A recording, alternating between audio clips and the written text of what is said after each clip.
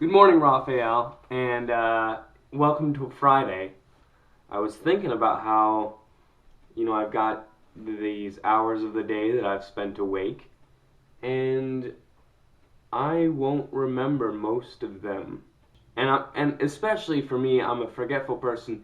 These kinds of things happen to me all the time, and I've kind of come to grips with forgetting things. That's a comfortable part of life for me.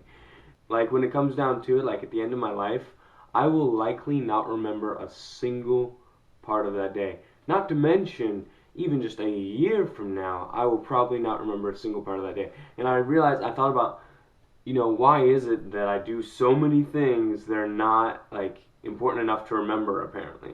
I was thinking, well, is there anything from this day that I'm going to remember that's going to matter, that's going to make a difference, that I'll ever remember?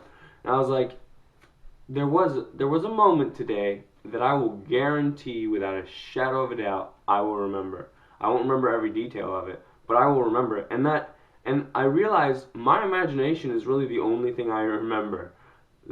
Which is a terrifying thought because there's a lot of memories of my life that may or may not have ever happened, and that's weird to think. You don't think about that every time. It's interesting how the only part of my day that matters to me is the parts I imagined up and made up. So, like for instance, there's a whole world of characters and landscapes and beautiful, wonderful things and terrible, tragic things that lives in my mind that will likely never come out. And I realized, and yet, that was the only part of my day I'll care enough about to remember tomorrow, and that's ridiculous. I basically started preparing for NaNoWriMo, which is like in November. So it's like completely a long way away, and I'm using the word like way more than I'm comfortable with. I sound like a 12-year-old girl. And I wrote a little thing. I looked up online what a fictional story is called when it's as short as the one I wrote last night is, and it's the smallest they have is under 1,000 words is a micro something, I think. So a flash fiction is anything less than 1,000 words.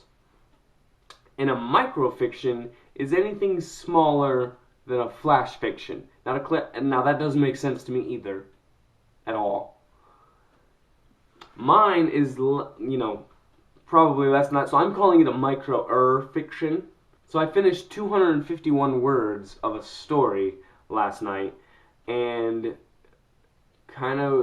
it was really reminiscent because I realized that it had started probably somewhere around 25 months ago. That's over 2 years. 2 years for 251 words to get out of my brain and into the real world. And even more than that before anyone will ever read them other than myself, because I doubt anyone ever will or have the interest to. But yeah, so that's what happened to me on Tuesday, and I thought I'd share it with you. So tell me something that you hope to do or maybe something that you hope to remember, and do more of those things that you will actually remember and actually care enough about to remember. Yeah. Thank you. Bye.